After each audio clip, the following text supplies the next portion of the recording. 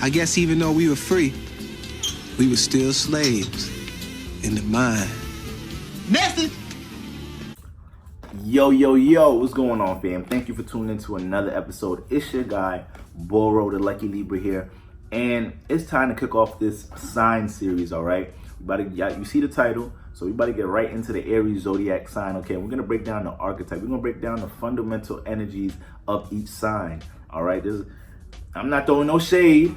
All right? But, you know, I just feel like I'm not saying I'm the wisest astrologer out there or whatnot, but I just see a couple of astrologers out there, whatever, doing their thing, you know. It's the new age movement, everything. We spreading this consciousness and this wisdom and this knowledge and helping people, align on their spiritual paths and whatnot. But, you know, I just see a couple of astrologers that they'll make a video talking about a sign and they won't break down why or how these energies come about. Like, they'll just tell you, like, a Aries is this, that, and the third, and that's it. Boom. And it's like anybody could do that. You feel me? Like you at that point, you pretty much just naming stereotypes of each zodiac sign. So I want to get into the basic fundamental archetypes of each sign. This is the sign series, and we're starting it off with Aries. There's a whole lot of other shit I want to get into. All right, y'all, and we're gonna keep this boat rolling, all right? But as of now, we talking about the Aries zodiac sign. Let me back up. I feel like I'm too close. We talking about the Aries zodiac sign, all right? So with each sign, we want to look at the house they come out of, right? Because the houses rule the signs don't rule the house, all right? So that's one thing we got to make sure we all understand. Houses rule the zodiac. The houses, these spaces, these spaces of energy in the sky, these energies that make up our solar system, they were here first. They gave birth to each zodiac sign. So Aries comes out of the first house. You know, the second house gave birth to Taurus. The third house gave birth to Gemini, so on and so on. All right. And on top of that, as you know, we've gone through different ages and time shifts. These same stars that were made up out of these houses, they're shifting as well over time. So, like right now, there's some Pisces stars in the Aries constellation. There's some Aries stars in the, backing and supporting the Taurus constellation, okay? I'm a Libra.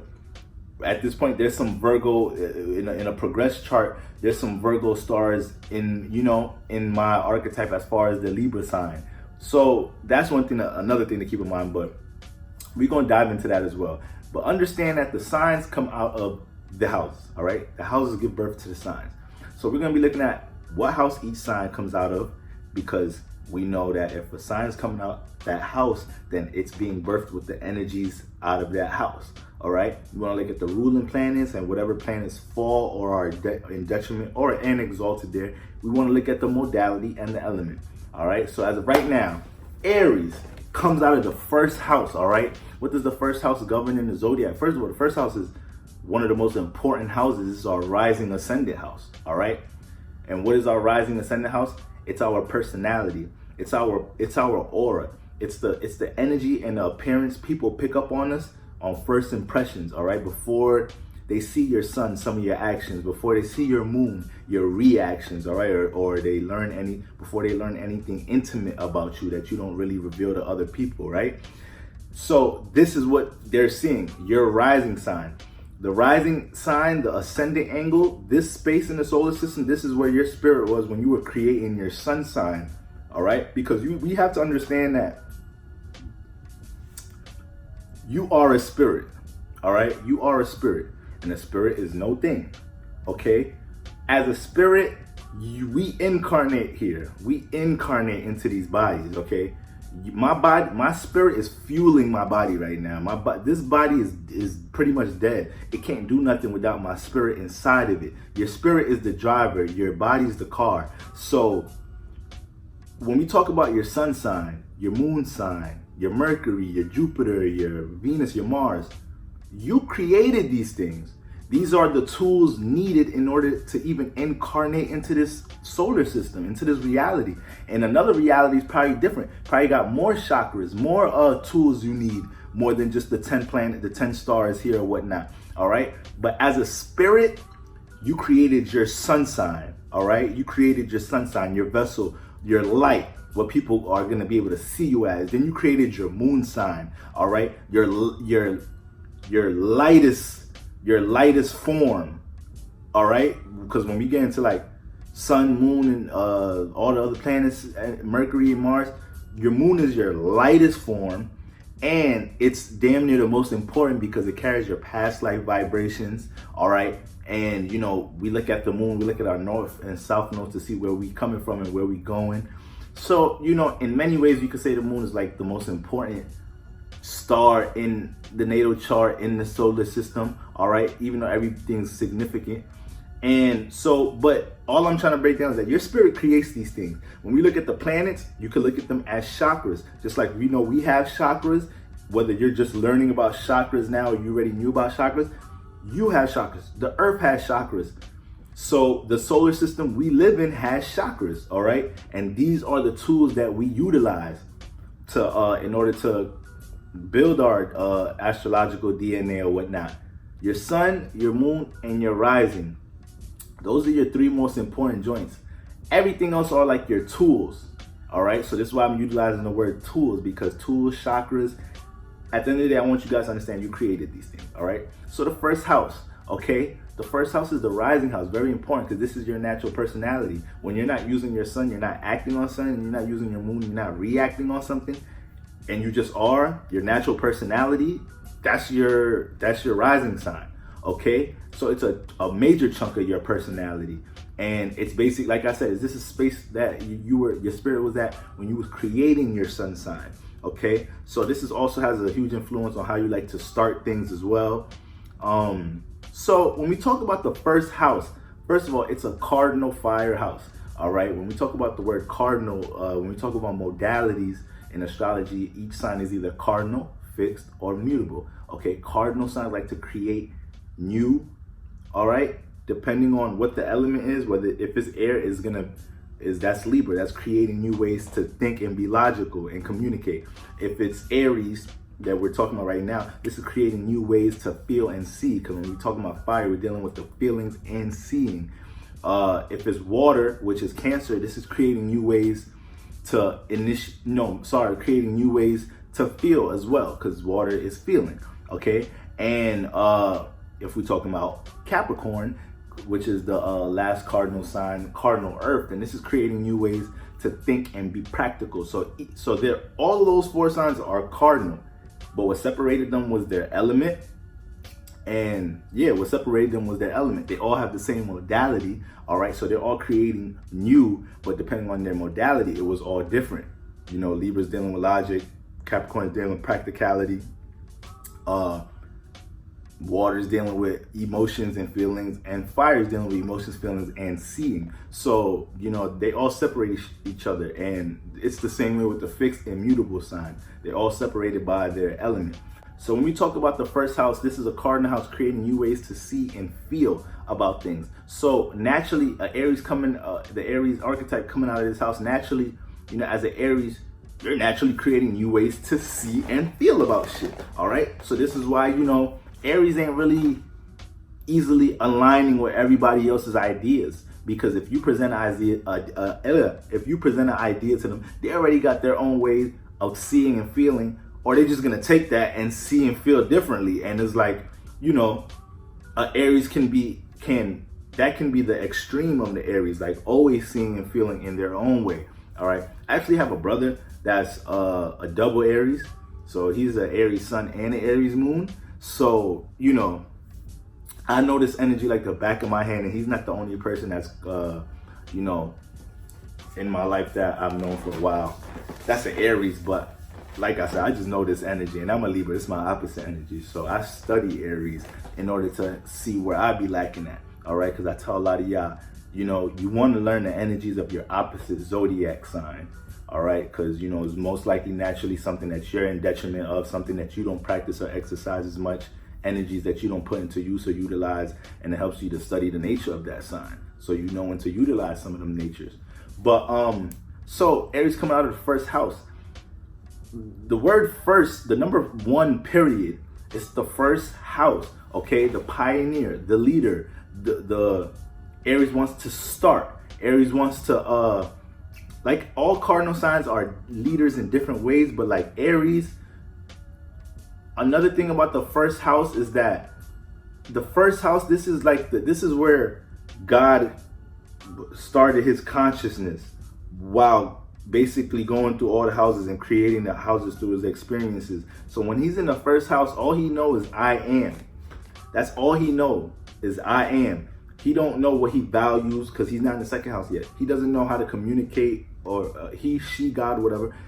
Doesn't know any of that in the third house yet because we're just in the first house. So all they know is I am. And with that being said, I am, because it's the first house, Aries vitality is really high.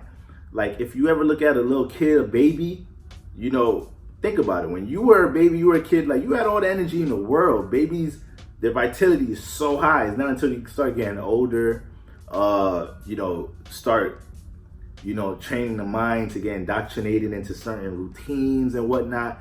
Then it's like, you know, you start seeing the change in your vitality or whatever, even though you're still in your youth. But a little kid is all over the place 24/7 until they sleep. And once they up, it's the same thing. You feel me? You don't really see a kid moping around, looking tired or whatever, unless they're about to go to sleep. But, you know, like, it's not like they're an adult. So Aries naturally has this high vitality. They have high willpower, okay? And we want to bring Mars into the equation now because Mars rules Aries. Now, what is Mars? Mars is our intentions. Mars is our goals, desires, passions, all right? Mars doesn't like to compromise. Mars doesn't like to relate. Mars doesn't like to go around, doesn't like to go over or under. It likes to go through, okay? Mars, you've heard it nicknamed the god of war. You know, this is straight Mars energy, hot, fiery temperament, okay?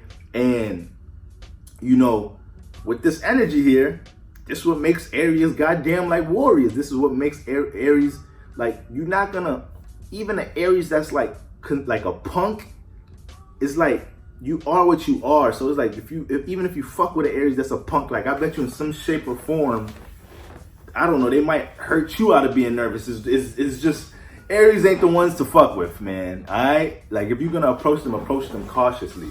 And with this Mars energy here, you know, this, like, Mars is home in Aries. Mars rules Aries. Mars is home in the first house. So the way this plays out in Aries, they can be very passionate. They can be very passionate towards their goals, towards their desires. They can have like a spark of passion. So something could come up and it don't take that much for them to be inspired, motivated. All right, they could get a speck of something and their internal fire will light them up to go ahead and manifest and accomplish what they got to do. Now the thing about Aries too is that because it's Mars, because it's just gonna go straight through. It ain't no strategy. It ain't no planning. And this is also what I'm about to say is also because Saturn falls here, but excuse me, Saturn doesn't fall. Saturn just doesn't like to beat. Saturn is detriment here, but when we bring up Saturn, you know, Saturn deals with organization, structure, stability, planning, time, okay, and discipline. And when you have Saturn not liking to be in the first house, you know, Aries can be doing things on the fly, all right? An idea comes up or something and they want to get, you know, inspired, motivated to do something.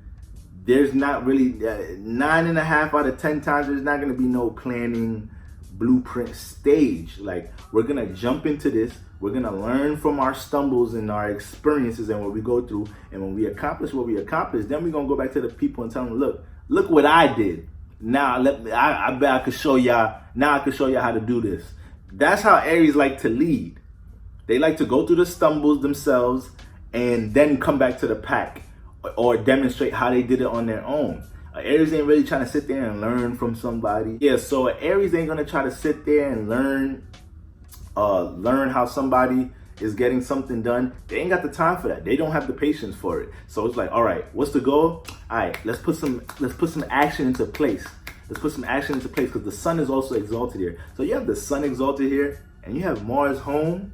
And then on top of that, when we talk about the relationship between sun and Mars, Mars is the sun. Mars is the son of the sun. So like, if the sun tells Mars to go take out the trash, some shit, Mars go take out the trash. Mars carries the duties and obligation of the sun. So when you have these two energies in the first house, willpower, being action orientated, going and doing, that ain't an issue with the Aries. That ain't an issue with the Aries. Like I said, they have all the vitality, willpower in the world to get shit done. All right. It's just a matter of them, how they go through the course. If they go through it, aggressively and, chaotically, and to the point where it's like, they could have done things more organized and they didn't have to go through some of the trials and tribulations or experiences that they had to go through. That's one thing. But getting up and getting shit done and getting after, they ain't really, if you see an Aries that ain't really getting after, we have to look at some house placements or something, because of the natural energies, Mars and the sun, that's so much energy, willpower, vitality, light, all of that right there. All right. Now, like I said, Saturn falls here. So we know Saturn deals with our structure, organization, time, structure, and stability. But Saturn is also restrictions, limitations, and boundaries that we place on ourselves, or that will be placed on us, depending on what, house or area life Saturn is in. So with that being said, Aries can place many restrictions, limitations on themselves just by being in their natural energy of, like not relating to others,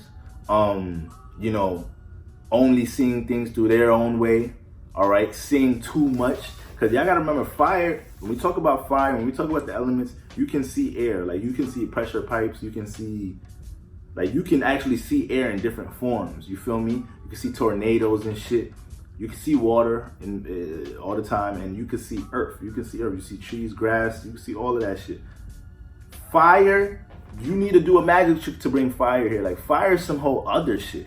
You feel me? Like you have to turn the stove, flick a lighter, rub two motherfucking sticks. You gotta do some whole other shit to bring fire. So when you have fire, you can see. It gives you vision. It lights up. So fire sign naturally can see, but because this is cardinal fire, creating new ways to see, it ain't Leo fixed fire, okay? Even though that could be Aries and Leo fires play out very close, even though they're different modalities, all right? And Sagittarius mutable fire is all different. But when you have Aries, cardinal fire, it's more so like you're creating new ways to see on the regular. I'm a cardinal sign myself. I'm a cardinal sign in my sun and my moon. So it can be, as a cardinal sign, you can be creating too much. You can be always trying to create. My fault about that, fam. My phone died. But as I was saying, as a cardinal sign, you could be creating new energy frequently, to the point that you're never situated in something for a good amount of time. You're never fixated on something for a good amount of time. And that's what we can learn from fixed signs, how to create something but stay in that, to let that energy generate and get consistent, and so we can see and build what we're trying to build. You feel me? But all we can learn from all modalities. All right. So Saturn, that's how it plays out with Saturn there, and this is how it plays out with Aries. But then we go into Venus. All right. Venus don't like to be in the first house. Venus is in detriment here too. So it's like, basically, with Venus here, it's funny because, Venus in the first house could the positive to it could be a real attractive person. And when I say attractive person, it's not even necessarily speaking physically, like physical features.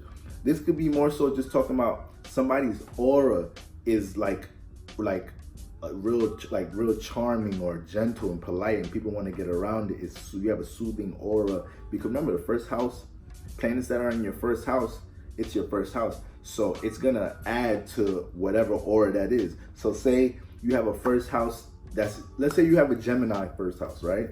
But there's no planets in there.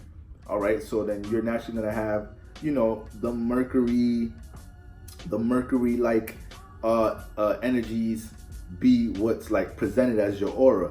But if you have Jupiter in the first house, okay, you're still obviously gonna have that Mercury influence there, because Mercury's gonna be your chart ruler because you're a Gemini, your first house. But now you have Jupiter there, so that Jupiter energy is gonna mold your first house with that Mercury energy, and now you got something.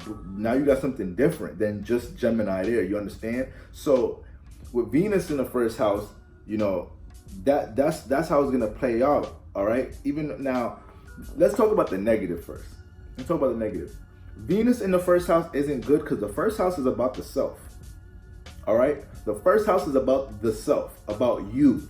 Okay. And ain't nothing wrong to focus on your goddamn self, because a lot of people, there's some people out there that don't put enough focus on themselves. They're too busy relating to other people, and then they don't end up accomplishing what they need to accomplish personally, because their focus attention was on everything outside of themselves. So Aries will tell your ass, be the first person to tell your ass to focus on your goddamn self, get your shit right, because you're caring about too much other people's shit. That's real shit. All right. But so with the first house being about the self, Venus is about loving, relating, valuing others, valuing the input of others, compromising. This is literally everything Mars is not about. These are the motherfucking polar opposites, these two. So it's like you put Venus in the first house, now you got somebody that, because wherever Venus is at, this is where we find pleasure at, where we're trying to find pleasure at. So you put Venus in the first house, this person could be infatuated with themselves, think they're all that, think they're physically all that, like they're so popping, could be a little, I want to say braggadocious. It also depends what the sign is in. All right. Like I know a Venus in the first house in Virgo and a Venus in the first house in Libra, and it's two different, it plays out two different ways when it comes to their personality. All right. So the sign is definitely important. And no matter what I'm saying right now about Aries, if you're Aries watching this or whatnot, it don't matter what astrology video you watch. When you get into learning about energies in the zodiac, you're going to understand that everybody's different. You're going to understand everybody's energy is modified. Now, everything I'm talking about now as for Aries, I don't care what your moon sign, rising sign is, you're going to play out all of this to some sort of degree or not. All right? Certain things that I'm saying now, like, say you have your Aries, but your Saturn is in a good house. It's in the 7th house, is exalted or something. Or, you know, you have Venus in a good house. Then it's like these detriments won't be as detriment. Or, you know, depending on where the sun is at, you know, even though it's in Aries, all these things matter to affect what type of Aries are you going to be. But it doesn't matter what type of Aries you're going to be. You're still going to be in Aries, and being in Aries comes with certain energies, point blank, period. Okay, so with Venus in the first house, it can make a person real into themselves. It could be like a selfish placement right here. Venus in the first house, moon in the first. I have the moon in the first house, but we're not talking about that right now. But you know, this could be like you relate everything back to yourself. You still have an issue like compromising. You know, like I said, Venus don't like to be here. So the fact that Venus don't like to be here, this is gonna make an Aries, you know. This is why it's hard to relate to others, because when you relate, compromise, love, that's with another person. That's connection. Venus is like, in many ways, Venus is correlated to the moon. They're two different stars, but they have a lot of the same functions. But you know, Venus is about connection.